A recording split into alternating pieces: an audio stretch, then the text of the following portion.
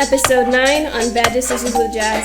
Hello ladies and gentlemen, welcome back to my channel. I'm so excited to announce that I did upload that fashion haul video. It's uploaded to my YouTube channel, so if you guys could go ahead and check that out, click like and subscribe. I would love you guys forever, not that I already don't, but yeah, there's so much tea in my life I would like to disclose, but I know better. I will do that after I cover the topic that we're going to talk about today. Just want you to know that I have no AC in my house, so I really want to keep this short because honestly, a bitch is dying over here. For those of you looking on YouTube, you can see that I'm sweating and there's literally nothing that I can do about it. But I just wanted to say on Wednesdays we wear pink, so remember to wear your pink. Yes, okay, what are we talking about today?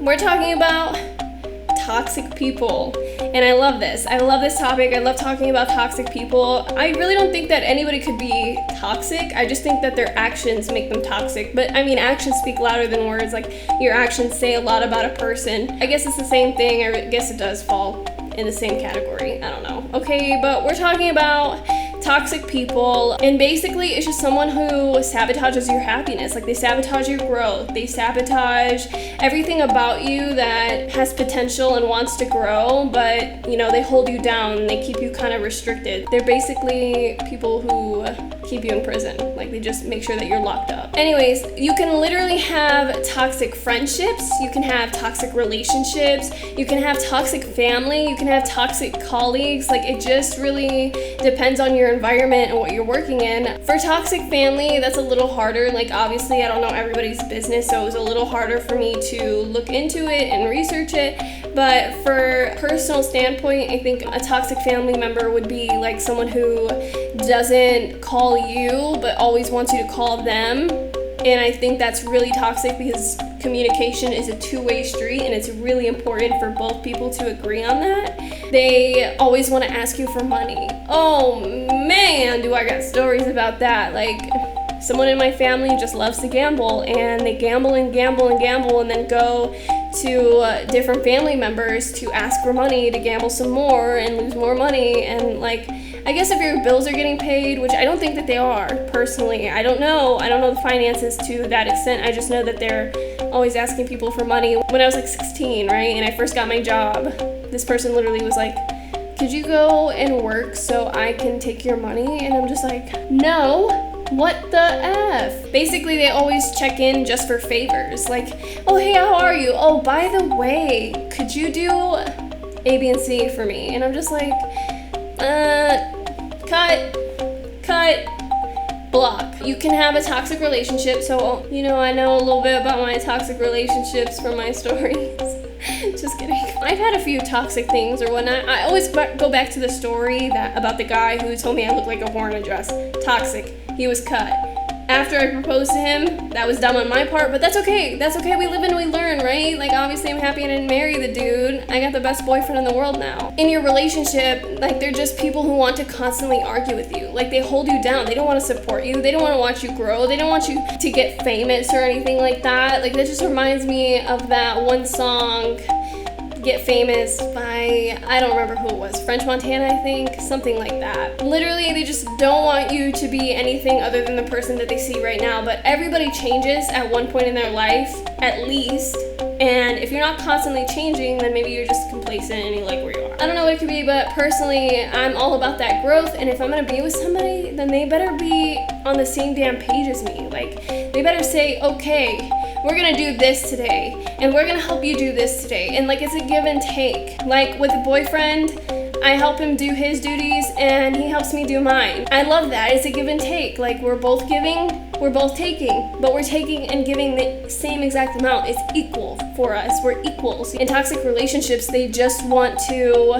hold you down. Like, they just want to argue. They just want to remind you that you're not worth shit to them, but in reality, you're worth everything, and it's really hard for people to like get out of that. Like, I don't mean anything to this person, so no, that's BS. It's BS. Obviously, toxic friendships, people who just want to keep you in that same bubble no matter what, like, they just don't want to see you buy that house. Like, they're just gonna wish ill on you. That's something to definitely look out for. Like, I wear this cross because it has like this eye on it, and I just make sure that nobody's looking at me and giving me ill will.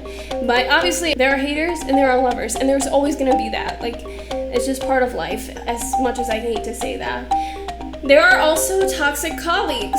So toxic colleagues are very strict.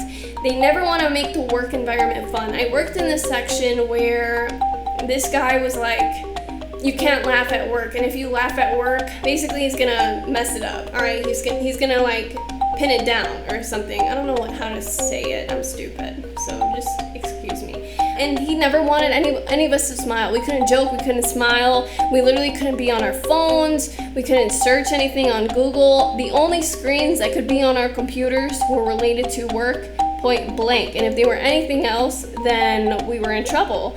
And if we were gonna get up and leave the office, then we were going to use the bathroom, or we were going to work in the warehouse and try and fix something. But either way, 8 hours in the day spent on just work. There was no playtime. It was not a fun work environment, and those kinds of people are toxic. Like, nobody wants to work in an environment that is so degrading on people, first of all. Let's start with that. And nobody wants to work in an environment where they can't joke around a little bit. Like, you have to bond. And the only way to bond with people is when you're laughing, you're smiling together. Like, that is how you bond. You don't bond with somebody or think that they're respectable if they're just gonna tell you what to do, and they're like a dictator. I'm sorry, that's not a fun work environment, and if you're that kind of boss, then you're really gonna need to check yourself and change that shit. No offense. But a power junkie could also make it a very, very terrible work environment. Like, I don't know if you've ever had somebody who was so asphyxiated on the power that he held in his hands, like your boss was just like, well, I'm your fucking boss and you're gonna listen to me and that's it. Or those bosses who like use men or women who are like lower in the chain to do sexual favors in return for something. Like, it's really sad to know that it exists, but like there are people who really do just flaunt their power around. Like, they just want you to do this or do that, and they don't care how you feel about it because they're the boss. No. If they negatively impact your career, cut them off. Like, cut them off, no ifs, ands, or buts. Like, you gotta know when to cut them off. Like, if they can't reason with your beliefs, cut them off. If they talk down on you for doing a job that they wanted done but wanted it done their way, fuck them up. Okay, not literally, let me just start there. Don't take my actual advice about this. If I say fuck them up, I'm totally kidding, but like, take the channels, take the routes that will really mess up their career, and maybe will think twice about acting the way that they're acting. If they can't take the hint that you no longer want them in your lives, cut them off. If you keep getting that call from your ex and they're already blocked though, like I've seen this before where it's like no caller ID, they need to take the hint. Like, I don't understand how much more of a hint you can get from that. Like, if you're already blocked, then they don't want to talk to you. So don't *667 it just to get their attention. Like, obviously they're going to send you straight to voicemail. They don't want to talk to you. I don't understand why people don't get that hint. Like, if I block you on social media, don't try and make another account to get at me. Like, bro, that's not how it works. If I blocked you on my messages, don't sit there and try to go on other social media to get a hold of me. Like, I cut you off. Like, get the hint. But some people just don't get that hint. And if they keep calling you, then that's like harassment. And you should take that somewhere because nobody should have to deal with that. I read this thing on the internet. Of course, it's the lovely internet that we all love and die for these days. So it's probably not the most reliable source that I have, but it was just like it was not credible at all. It was just something on Facebook. Anybody who has Facebook knows that shit is not credible. I read this thing on the internet that said the minute that you start thinking for yourself is when all the people who are supposed to be in your life will stay and all those toxic people in your life will leave. I thought that was the most incredible thing that I had ever read because it's true. When I moved here from Chicago, I noticed who wanted to be in my life and who made me a priority still and who didn't really care about me, and then the people who were like, I'm indifferent about you. Like, you leave or you stay, I don't care. That really taught me a lot about the type of friends that I pick, and really more about myself. My best friend now these days, that girl is my homie. When she listens to this, she knows that she got a little shout out. That's my girl, that's my homie. I feel like she'd fly anywhere for me. That is my girl. She's like the only person that I really talk to on my deployment, other than the people who were actually deployed with me. But the point is that you literally have one life. So you want to live it to your fullest. You want to be able to do whatever it is that your heart desires, and you want a group of people, like friends or family, who are going to support that, no matter what, no matter the cost. The moral of the story is that you literally have one life to live. So you have to live it to the fullest. If you are with a toxic person, if you know a toxic person and you just don't want to hang out with them, if they're always out partying but never taking the time to really ask you how you're doing, I don't think that person is worth it. Like, if they're unreliable to pick you up from the airport, I think that they're toxic. Like, I know that's small, but like, if they don't keep their word, I think at the end of the day, I don't think you need those kind of people. Like, if it's once or twice, like, okay, I know I said I was gonna do this, I'm so sorry, but this came up. But that's a reasoning. That's not like, oh, I'm just not gonna do it because I don't feel like it. It's all about the situation. Honestly, there are so many situations in this fucked up world. There are so many ways to get into these situations. Like, you literally could have been just born into it. That's how bad it is. And it's really shitty that it's like that, but it is like that. So yes, the point is that it's one life. So you really gotta live it to the fullest that you possibly can. Something that is your ability. Like, if they're fake and if they just don't take the time to really listen to you, if they talk behind your back, if they don't have anything bright to bring to your life, then you have to cut them off. And I know, like, it's the hardest thing in the world, because at the end of the day, like, there's so much anxiety of letting people go. Like, letting someone go for me is the scariest feeling in the world, because I feel like I feel abandoned when they leave, and they actually leave, even though that's what I said I wanted. And I do want it, but usually it's just like, oh, they actually left, now I feel abandoned. Or, you know, that terrible feeling of alone. But I just want to clarify, take it from experience, somebody who is terrified to be on her own, who is finally on her own for a long time. It is the most fleeting feeling in the world. Once you overcome it, and once you realize it's okay to be alone and to enjoy your own company and to enjoy yourself, I think that it's the most incredible feeling in the world. Like, feeling alone, it's just so much solitude and peace with that. Like, you have your own drama, you have your own worries to deal with, and really it's just a temporary feeling of alone. Like, you really don't forever feel alone. Like, sometimes, yeah, you gotta whip out the vibrator or the sex toys, and yeah, sometimes that sucks. Like, just to be realistic, but if you really want it, it's not that hard to get it these days. Sex is the language. That is the language.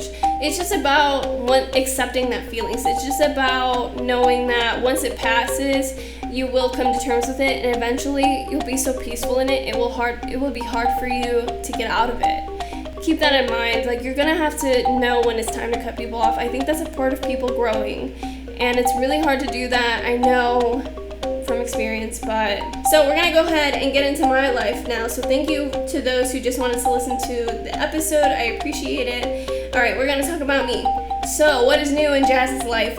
Well, so much. I went to Florida. I met boyfriend's family, and yes, I'm aware that I didn't call him sugar daddy, but I don't know. I think boyfriend, he is the most amazing person in my life, and I love him for that.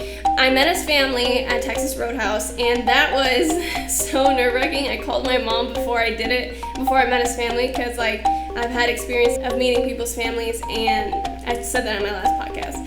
But anyways, I met his family, and listen to this, while we were on the way, I knew I was getting my period soon, but you know, like when you get your period soon, you get a little toasty in places. Well, your girl was in the airport. Unfortunately, I did not get to join the Mile High Club, but we did go into a family restroom, and that was amazingly lit for me. I loved it. I loved every minute. Like, we're two teenagers who literally just can't get enough of each other. It's so bad and so good at the same time. I love it. I love somebody who can keep up with me, and I'm pretty sure he loves somebody who can keep up with him. An ex commented on my photo. I don't want to say who, but basically this ex decided to say crazy Photoshop. Woo! His a girl pissed off? Is a girl pissed about it or what? Like, I am so livid about it, and that's what sparked this whole topic. Like, I just want you to know that if somebody blocks you, it means that they don't want to speak to you, okay? Like, that is the moral of the story. So please, like, understand that for everybody's sake, everybody sane in this world, just do that. I don't think this person gets the hint. Like, and so I got a comment on my photo, and I'm just like, that's ironic. And it said crazy Photoshop. Now, if you know me, yes, I might Photoshop my photos a little bit, but literally just to make myself look a little bit more tan, because you know a tan vibe is a lit one. And for some of them, I just literally put a filter on, but I think that's standard for an Instagram photo. Like, obviously, if it's on Instagram, it's gonna have a filter on it. That's like everybody, okay? Even if it's on your Instagram story, there's gonna be a filter on it. Just want you to know that. So that's great, and I was pissed about it. The next thing on my list that I'm pissed about, I bought a house, right? And maybe that was a bad decision with Jazz. I have no fucking idea, okay? But I just know that I'm livid about the situation. But basically, I came home on Saturday, right from the airport. I was so excited. I was like, oh, I'm gonna be home. I love being home. I get home, my AC is fucking broken. It's broken. It was 95 degrees in my house, and anybody who lives in Arizona literally knows that it gets to 110 degrees out here, and it's hot as ball sacks, okay? It is hot as hell, and for your house to be 95 degrees, and then check this out, listen to this. Not even done yet, the story still continues. I called a warranty company that the AC is under. A warranty is supposed to cover anything and just about everything. As far as the contract goes, it should cover anything and everything. I see nowhere that there's, like, it says that it covers everything, right? Naturally. So now I'm trying to fight them about this, and I'm just like, you said you would fix it, so fix it. Like, there's no reason that you have been paid all this money not to fix it. Like, this is my only concern. Can you literally just fix it? And I want them to replace the AC because it's from the freaking 80s. The 80s. That's way older than I am. What in the world? And so I want them to replace it, and they're not going to replace it because what's more cost effective? Of course, that's how it works. Save money, live better, of course. But if you're a fucking insurance company, then you think that's what you would do. I'm trying to stay calm. I'm not calm because I'm sweating my balls off, and if you're on YouTube, you can clearly see that I'm sweating my balls off, so I just want to apologize in advance, but there's nothing else I can really do about it. I have a fan on, but I turned it off because it's too loud, and you'll hear it. So I am not living my best life right now. I am not doing that. So we're gonna finish this. I'm done. I love you guys. Thank you so much for listening. Be safe, be happy, and be loved. XOXO Jas.